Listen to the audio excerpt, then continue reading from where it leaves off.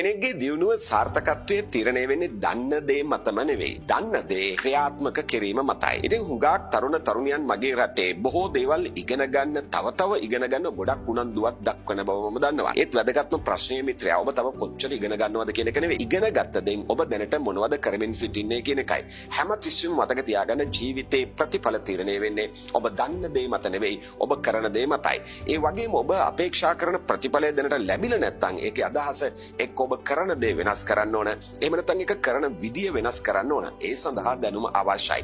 ඒ නිසාවෙන් දැනුමත් ඕනේ, දැනුම ක්‍රියාත්මක කරන්නත් ඕනේ. මේ දෙකෙන්ම තමයි ඔබට ජීවිතේ යම්කිසි සාර්ථකත්වයක් එහෙම නැත්නම් වර්ධනයක් අත් කරගන්න පුළුවන් වෙන්නේ. මම දැනට ඔබට යෝජනාවක් කරන්න කැමතියි. තව බොහෝ දේ ඉගෙනගෙන ජීවිතය පටන් ගන්නට ඉන්නේ නැතිව ජීවිතය පටන් ගන්න. යමක් කරන්න පටන් ගන්න. කරන ගමන් ඉගෙන ගන්න පටන් ගන්න. එවිට ඔබට වඩාත් වේගෙන් ඔබේ ගමන යන්නට පුළුවන්.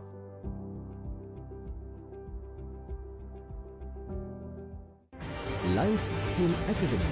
Jati Mrudu Kusalataa Pathsala.